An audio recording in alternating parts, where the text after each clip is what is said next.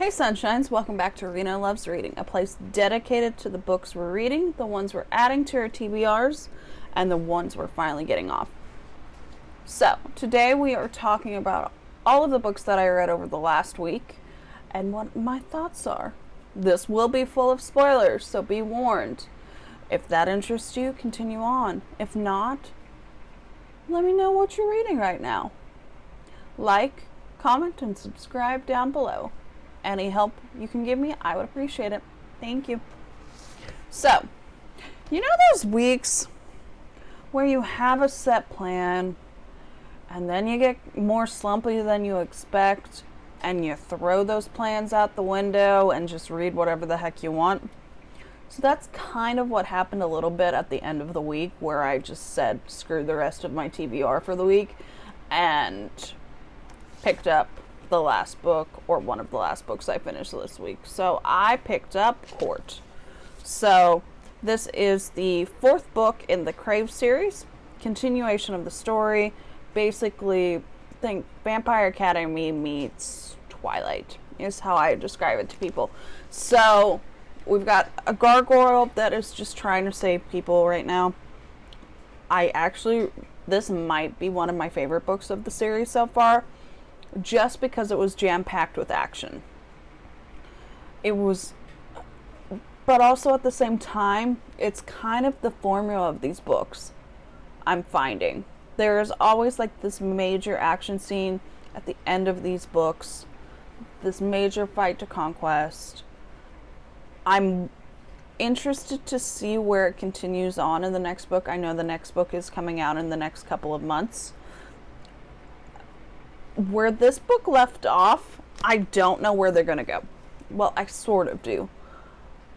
But also, at this point in the series, I'm like, I love these books. I'm very interested in these books. But now are we at the point of money grabbing? Because this book would have ended nicely the way it was. Leaving them at college, letting them be adults. Did we really have to continue on, is where I'm at.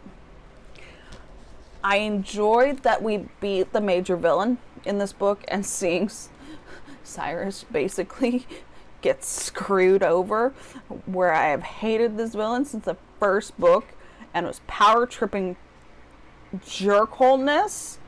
Yes, I was thankful for it. I was very happy by this fact that she finally did it.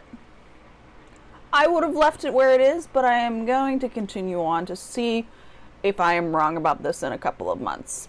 I am hoping I'm wrong. I hope I like the next book, but part of me is like, I would have just left it at the 4-book series, like I said. The next book I read, I have officially earned my next month's Book of the Month boxes. Woohoo! So I finished up the last book that I needed to read to earn my Book of the Month boxes. So if you haven't already heard, I have a book problem. So therefore, to earn my Book of the Month books, because I previously had this service, I had this service in 2017, a few years ago, before it blew up on YouTube basically. And what I found was I would buy all these books and then I would not read them, and they would squander on my shelves. And then I would get to the next month, and then I would get the next book, but I would never actually finish reading it. So, for me to earn my Book of the Month boxes each month, I have to read all of the books that I have gotten. So, I got 4 this month, because, yeah, I wanted 4.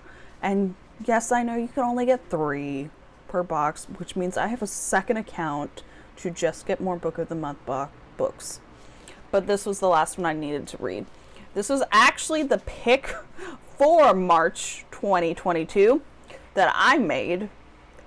Basically, this book follows Nell, a cartographer, so map maker and map explorer, as she deals with the events following the death of her father, which becomes a murder. This main character, I found at the beginning I was not liking her because I can understand where she came from and why she was complaining so much in terms of losing her entire career. that you worked really hard for. As someone who holds a license to do what they do for work, I can sympathize with that in terms of if I were to lose my license because I did something wrong in my job, that would basically end my career. Not only in the state I live in, but probably everywhere else, because any license I would try to file for, I would have to indicate that I lost my license for this reason in this state. So I could sympathize with her in that regard, in terms of your career is not turning out what it was wanting it to be. I liked this book, so I gave it like 4 stars. So I really enjoyed it. I wish it was... It's a weird position to be in, but I wish it was fleshed out more, but also less at the same time. This is a nearly 400-page book from the Book of the Month version of it. That some of the things that this book dove into, I really enjoyed. I enjoyed understanding the relationships between the parents' generation and now. So, this book is set up with kind of competing timelines where you'll have a lot of Nell's chapters and then you'll be introduced to or have a chapter from one of her dad's/mom's friends from college that they got close to and were going to do amazing research with, but when Nell's mother died in the fire, that entire group broke up. So I enjoyed that format. I enjoyed hearing a lot of the backstory on why the map that is kept so secret from Nell throughout this book and Nell is trying to figure out what the importance is. I enjoyed that part. I enjoyed actually reading those 2 timelines. What I did not like was, I figured out halfway through, actually, let's face it, 1/4 of the way through who the bad guy was in context of Nell's timeline, not just the parents.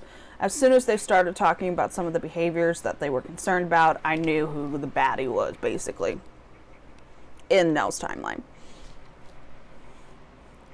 I feel like the twist, and this is going to be a major spoiler for the book, so I will warn you on that. The fact that Nell's mom's still alive and stuck in the city because no one can get the map that Nell has because she's trying to protect everyone from the baddie. Okay, I feel like that should have been delved more into than some of the other things that this author chose to delve more into. I feel like that would have benefited the story because the ending was very quick.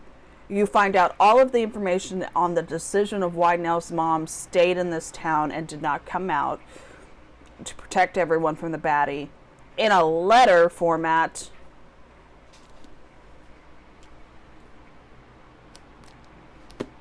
In literally one letter explains, oh, I chose to basically abandon my family, stay isolated, and stayed locked up in like a 4-page letter.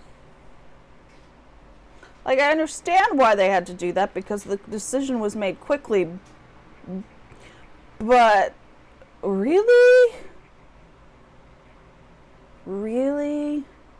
That's what disappointed me most in this. I would have loved to delve more into that relationship.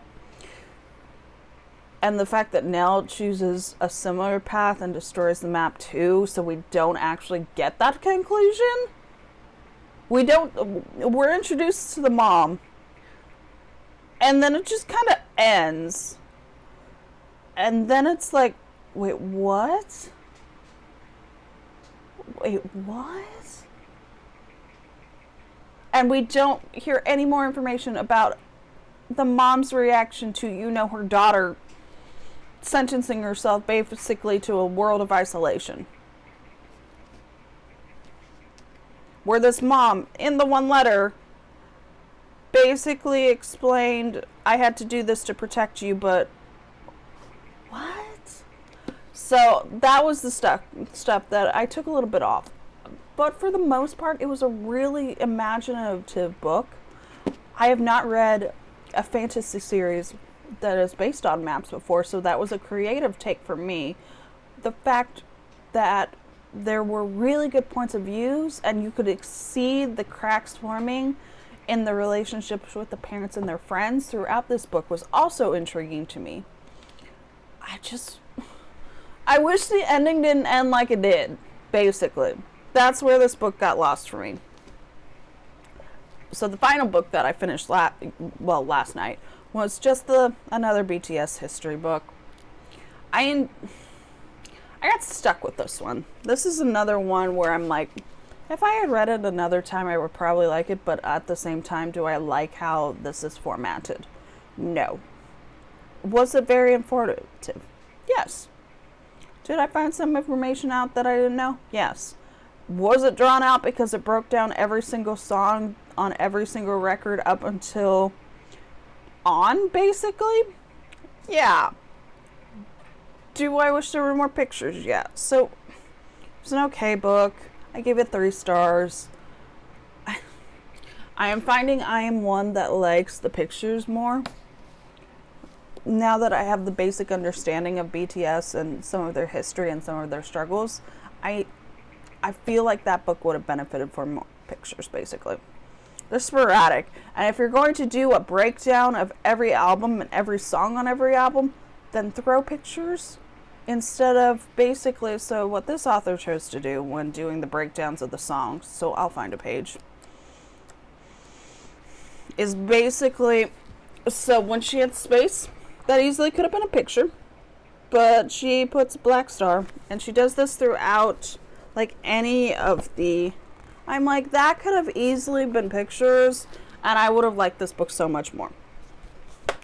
And it would have kept me engaged, because sometimes the breakdown of every single song back to back to back, because it was not sporadic thrown throughout, like, here's some history from this time period, let's break down this album, let's go on to some history from where the boys were going through at this time period and then break down the album. No, it was album, song breakdown, song breakdown, with those annoying little black graphics throughout the book, and it was just hard to follow.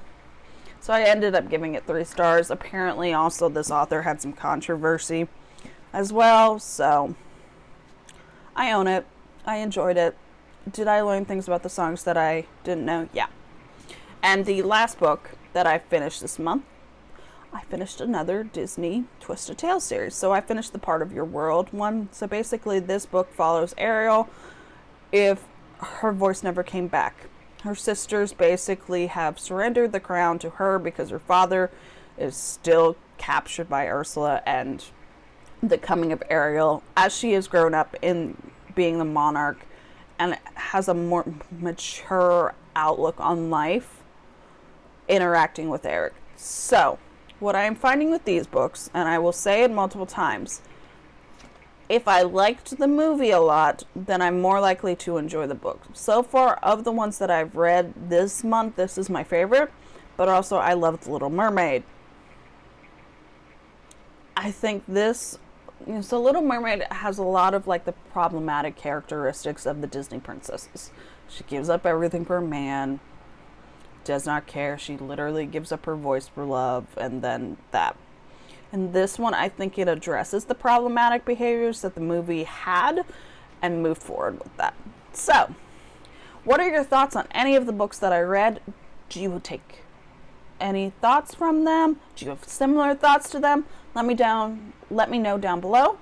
Comment, like, subscribe, and let's see what I'm reading next week and my thoughts next week. I will be back next week with the thoughts on the books of my What's She Reading This Time. Have a wonderful day.